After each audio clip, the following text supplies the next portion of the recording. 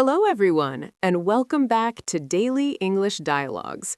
We are so happy to have you here for another episode designed to help you improve your listening skills and expand your vocabulary.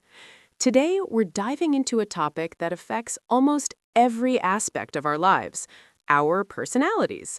Specifically, we're talking about the great debate of introverts versus extroverts. I'm joined today by my good friend, Mark. So, Mark, before we get into the nitty-gritty of personality types, how was your weekend? I saw some photos on social media, and it looked like you were quite busy. Oh, hey, Anna. It was incredible, honestly. I went to that new street food festival on Friday night with a group of coworkers. Then on Saturday, my cousin had a housewarming party, so I was there until about 2 a.m. And Sunday, I played a couple of matches of football in the park. I feel totally energized and ready for the week. What about you? Did you make it out to that festival? Absolutely not. Just hearing your schedule makes me want to take a nap. I had a very low-key weekend, which was exactly what I needed. I spent Friday night finishing a novel I've been reading, and on Saturday I did some gardening and went for a long walk by the river, alone. By Sunday evening, I felt completely refreshed. See, that's so interesting. If I spent a whole Friday night alone with just a book, I'd start feeling a bit restless or even lonely. I need to be around people to feel like my weekend actually happened. And that, right there, is the fundamental difference we're talking about today. It's not just about being shy or outgoing, it's about where we get our energy from. You're right. I think there's a huge misconception that introverts are just people who are afraid to talk to others. People often think introverts are antisocial, but that's not true for you at all, is it? Not at all. I love people and I enjoy deep conversations.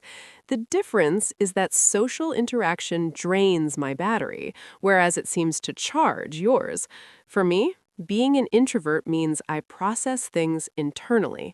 I prefer quality over quantity when it comes to social circles. That makes sense. For me, as an extrovert, I'm gregarious by nature. I think out loud. If I have a problem, I want to talk it through with 5 different people. I find solitude a bit stifling after a while. I thrive on the stimulation of a busy environment.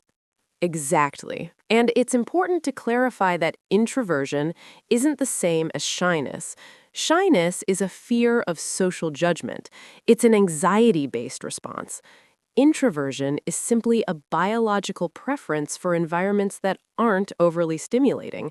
I can give a presentation to 100 people and feel confident, but I'll need to sit in a quiet room for an hour afterward to recover. That's a crucial distinction. I think people often label quiet people as shy because they aren't the first to speak up in a meeting, but in reality, you might just be processing the information, right? Precisely. Introverts tend to be internal processors. We like to chew on an idea, look at it from different angles, and formulate a complete thought before we open our mouths. When I speak, I want my words to be deliberate and accurate. Whereas I am definitely an external processor. I often don't even know what I think about a topic until I start talking about it. The act of speaking helps me clarify my own logic. Sometimes I'll start a sentence and have no idea how it's going to end, but by the time I get to the period, I've figured it out. That sounds terrifying to me. If I started a sentence without knowing the end, I'd feel like I was walking a tightrope without a net. This leads to another stereotype, that introverts are stuck up or aloof. People think because we are quiet, we are judging them or think we're better than them. I've heard that before. I've had friends tell me, I thought Anna was really mean until I actually talked to her. It's funny because you're actually one of the most empathetic people I know. You're just observing. Right. I'm taking in the social cues, listening to the tone of voice and watching body language. I'm very perceptive, but because I'm not contributing to the noise, people misinterpret my silence as coldness.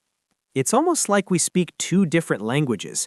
My language is action and interaction, and yours is observation and reflection. Both are valid, but they can definitely lead to some awkward misunderstandings if we don't communicate our needs. Like the Irish exit? You know when an introvert just disappears from a party without saying goodbye to anyone? Oh, I hate that.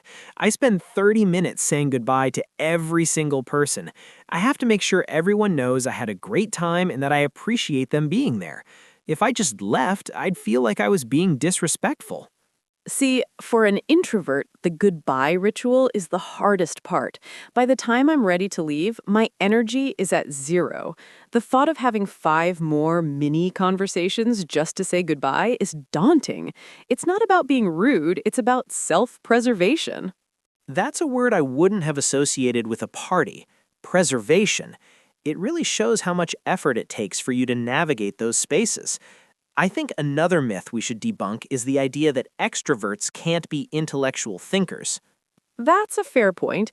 Just because you like to talk doesn't mean your thoughts are superficial. Exactly. I love a good intellectual debate.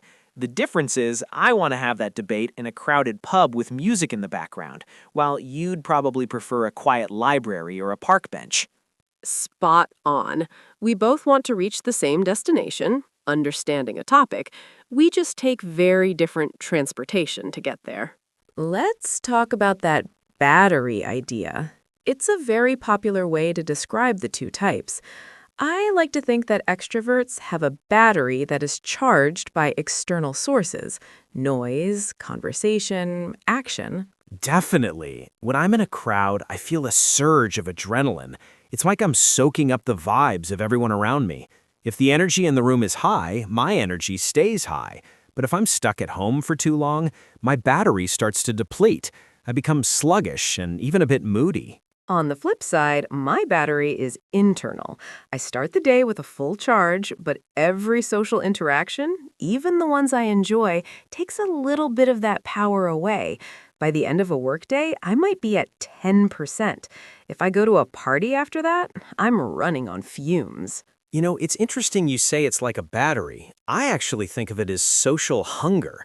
If I don't get enough interaction, I feel starved. I get restless. I start pacing around the house, and I eventually have to call someone just to hear a human voice. It's almost a physical craving for connection. That's so fascinating to me because I have the exact opposite feeling.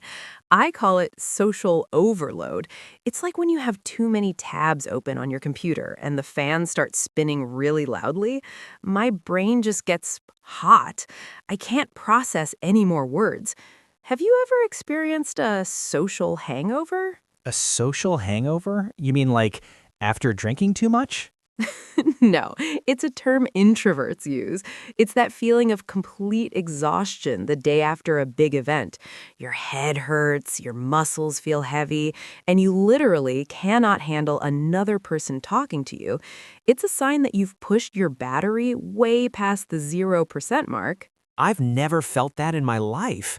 After a big event, I usually feel wired. I'm so stimulated that I can't even sleep. I want to talk about everything that happened.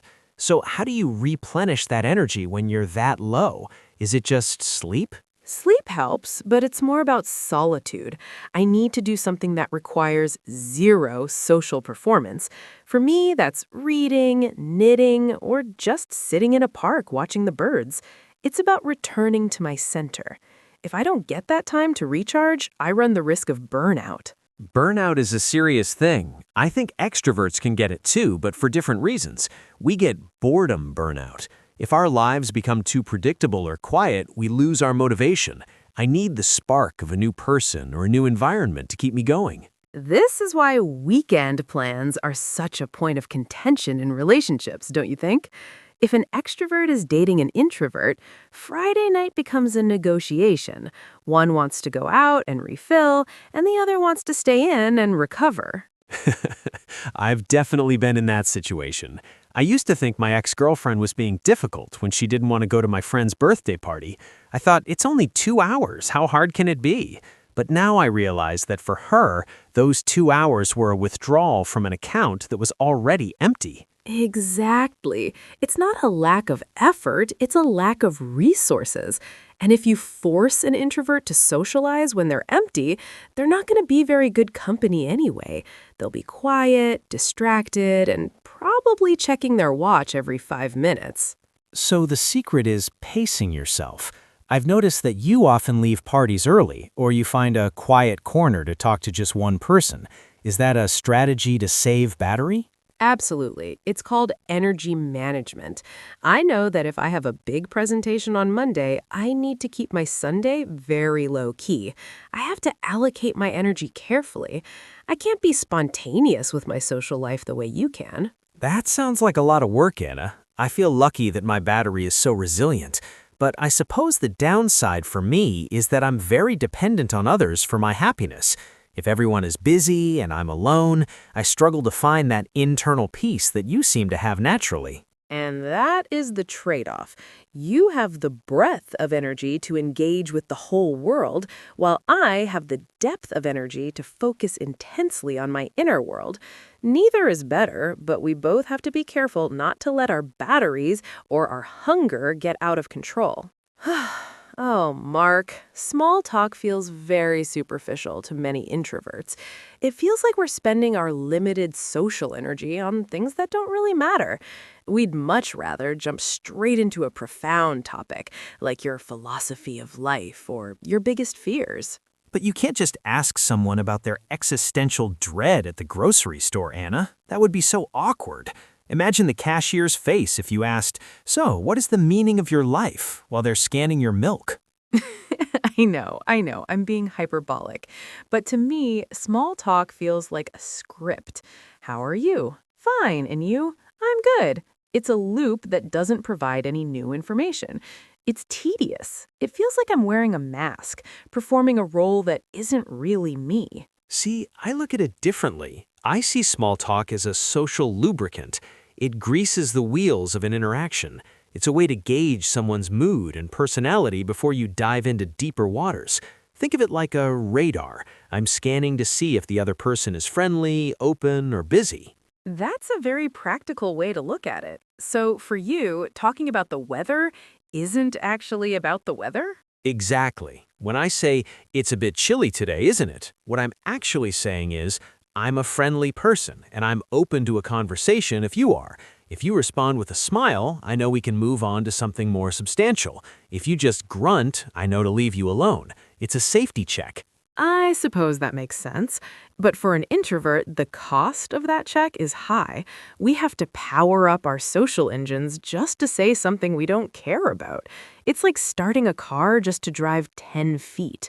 It's inefficient. I've noticed that when you do get into a deep conversation, you're incredibly articulate and passionate. But getting you through that lobby of small talk is the challenge. Do you have any hacks or tricks to make it more tolerable? I do, actually. I try to ask open-ended questions that move the conversation away from the script. Instead of, "How was your weekend?" which usually gets a one-word answer, I'll ask, "What was the highlight of your week?" Oh, that's good. That forces the other person to actually think for a second. It breaks the autopilot mode. Exactly. It invites a more authentic response. If they say, "Oh, I saw a great movie," then we're already into a real topic. I also try to find a common ground quickly. If I see someone wearing a band t-shirt or carrying a specific book, I'll jump straight to that. It skips the weather talk entirely. I love that. I think extroverts can learn from that too. Sometimes I get so caught up in the momentum of talking that I don't realize I'm being repetitive. I'm just making noise because I enjoy the sound of conversation. And that can be overwhelming for us. Sometimes a meaningful silence is better than forced chatter. Have you ever noticed how uncomfortable some people are with silence? They feel the need to fill the air with anything, even if it's banal. Definitely. I'm guilty of that. Silence feels like a failure to me in a social setting. It feels like the vibe is dying. I feel a responsibility to keep the energy up. But silence is where reflection happens, Mark. It's the space between the notes that makes the music beautiful. If we're always talking, we're never really listening, not to the other person and not to ourselves. Wow, that's deep. You've just substantiated my point, though. We started with the weather and ended with the philosophy of silence. Small talk was the bridge that got us here. Touche, Mark, touche. Perhaps I'll be a bit more lenient next time someone asks me if I think it's going to rain. Let's shift gears to the office. Most modern offices are designed for extroverts, wouldn't you agree? Open plan layouts, constant collaboration, brainstorming sessions. It's a lot for someone who needs quiet to think. I love it. I find it so much easier to just pop over to someone's desk and ask a question than to send a formal email. The communal atmosphere makes me feel like part of a team. It keeps the momentum going and prevents silos, when departments don't talk to each other. For me, it can be a nightmare sometimes. Research shows that every time someone pops over to my desk, it takes me about 20 minutes to get back into a flow state. Introverts often do their best work in solitude, where they can concentrate deeply without being sidetracked by the sound of someone else's phone call or a coffee machine. I never thought about the recovery time for your focus. To me, those little chats are where the best ideas happen. We call it water cooler talk. You're just getting a drink, you run into a colleague, and suddenly you've solved a bug in the software or come up with a new marketing slogan.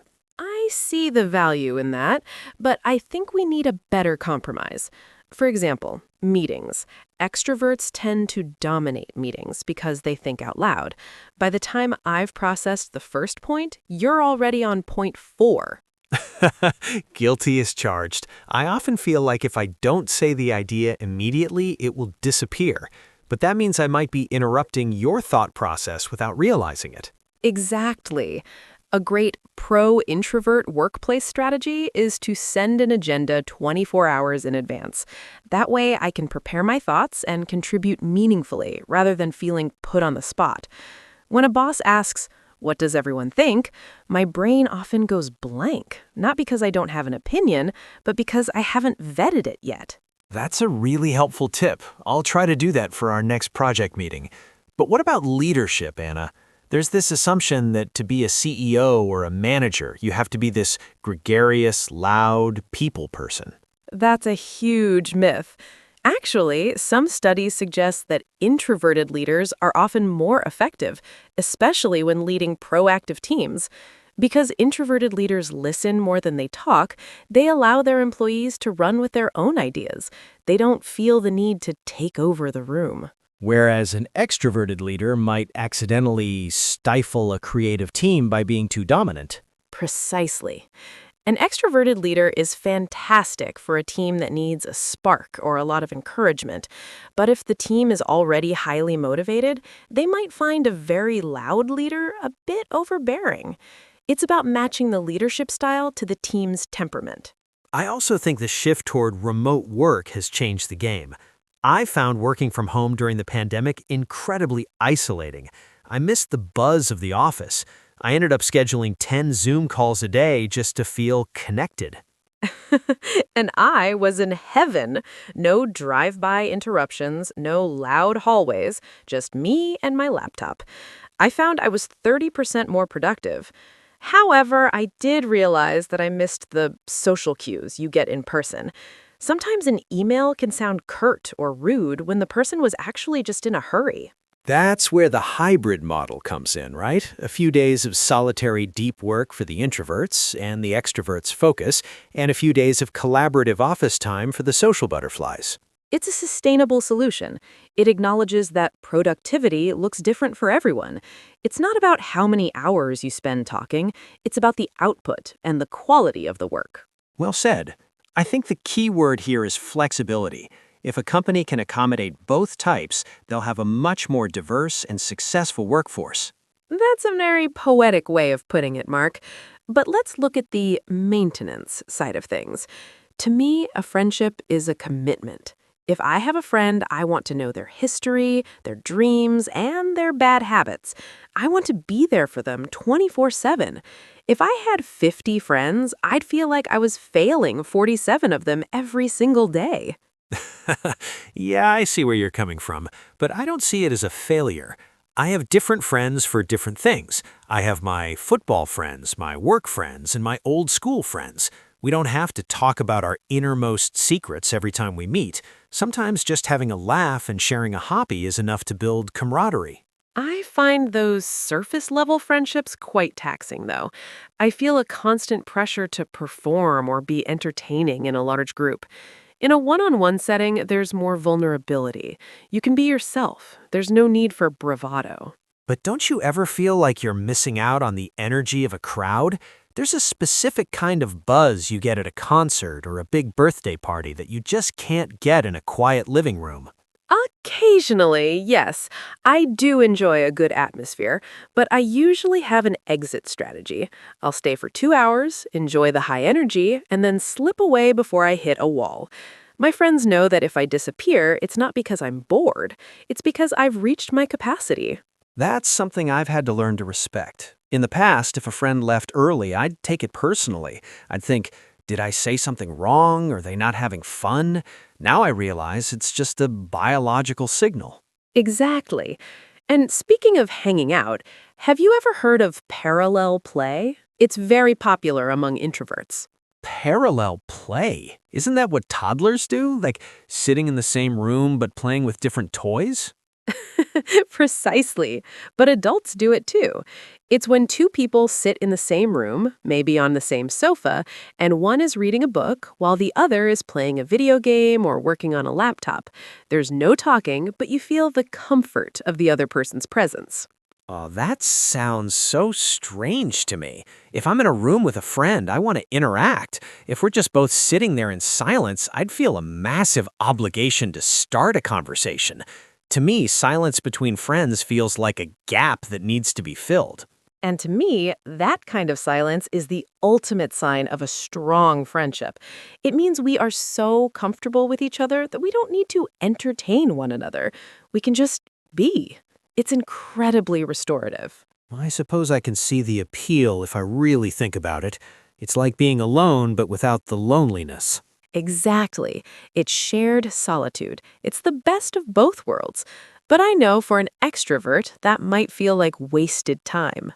Maybe not wasted, but definitely underutilized. My favorite kind of socializing is spontaneous.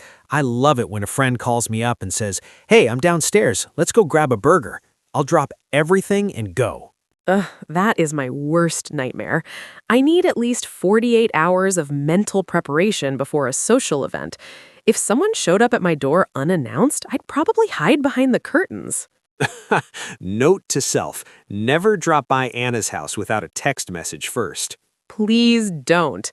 It's all about the mental energy we talked about earlier. I need to psych myself up to be social. If I haven't planned for it, I feel intruded upon. It's so interesting how we view the same actions, like a surprise visit, so differently. To me, it's a sign of closeness. To you, it's an invasion. And that's why communication is so vital. Once you understand that your friend isn't rejecting you, but just protecting their energy, the friendship becomes much more harmonious. We've been talking about this as if it's black and white, but it's actually a spectrum. Most people fall somewhere in the middle. Have you heard the term ambivert? Yes, an ambivert is someone who has qualities of both. Sometimes they're outgoing and vibrant, and other times they need their space.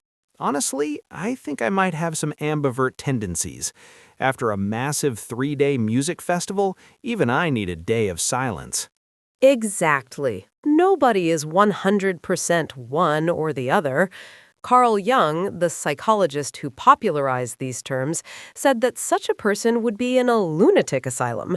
We all need a bit of both. It's just about our predominant setting.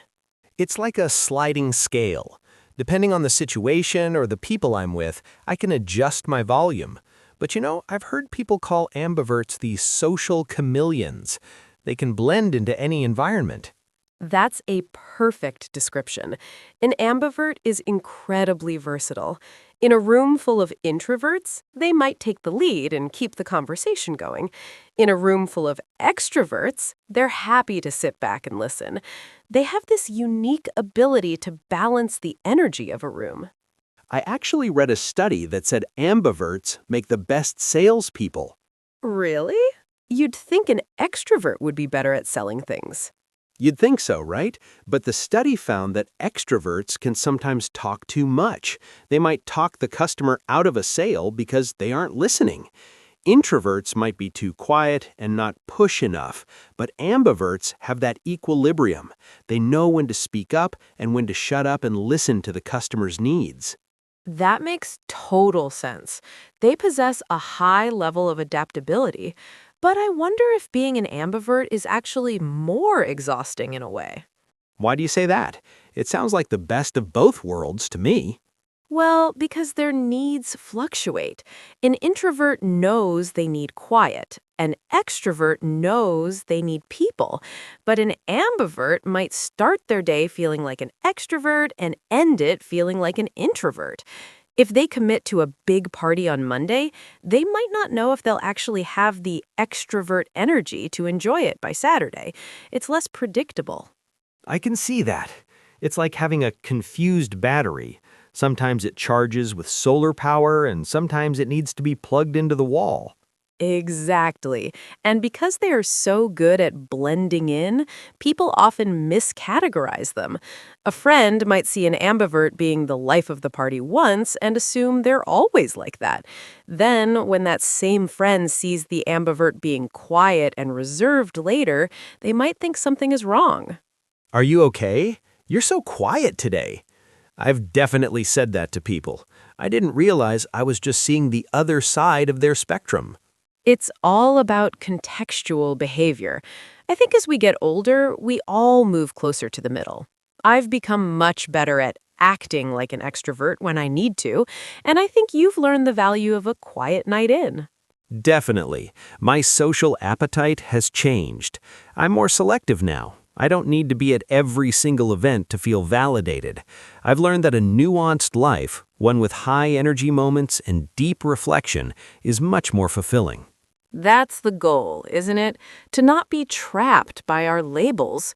Whether we identify as introverts or extroverts, we should always strive for that flexibility. It makes us more empathetic to the people who sit on the other side of the fence.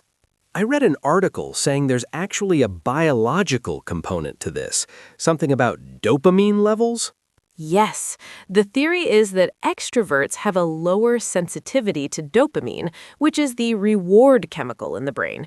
Because of this, they need more external stimulation to feel satisfied. They need the thrill of social interaction. That explains a lot. So I'm basically hunting for dopamine when I go to a party. Exactly. Introverts, on the other hand, are much more sensitive to it. We get overstimulated easily because our brains are already processing a lot of information. For us, a quiet evening provides just the right amount of chemical reward without causing sensory overload. So it's not just a preference, it's how our brains are wired. That's a very enlightening way to look at it. It takes the judgment out of the conversation. It's not that I'm needy or you're boring, it's just that we're responding to our biology. There's a famous book called Quiet by Susan Cain. She argues that modern society, at least in the West, has an extrovert ideal. We valorize the charismatic leader and the bold talker. I can see that. In school, you're often graded on class participation. If you're the kid who sits quietly and thinks, the teacher might think you're not engaged. Precisely. But some of the greatest innovators and thinkers were introverts, people like Albert Einstein or Eleanor Roosevelt. They needed that solitary time to develop their groundbreaking ideas. I think it's crucial for society to realize that silence isn't a void. It's often a fertile ground for creativity. I totally agree. As an extrovert, I've learned that I need to shut up sometimes and listen. Introverts often have the most poignant insights because they spend so much time observing and reflecting before they speak. And I've learned from you, Mark, that putting yourself out there isn't as scary as it seems. Sometimes spontaneity can lead to wonderful opportunities that I would have missed if I stayed in my comfort zone. Well, Anna, this has been a really insightful chat. I feel like I understand you and myself a little bit better now. It's all about mutual respect and understanding our differences. I couldn't agree more. Whether you're a social butterfly or a homebody, the world needs your specific strengths. It's not a competition, it's a collaboration. Before we wrap up, do you have any parting advice for our listeners who might be struggling to find their place in this extroverted world? I would say embrace who you are. Don't feel obligated to act like an extrovert if it exhausts you. Find your niche and remember that your quietness is a superpower. And for the extroverts, For the extroverts, make sure to carve out space for the introverts in your life to speak. They have a lot to say if you give them the opportunity. And don't forget to enjoy a little stillness once in a while. thank you so much for joining us on Daily English Dialogues. We hope this conversation helped you learn some new vocabulary and gave you something to think about.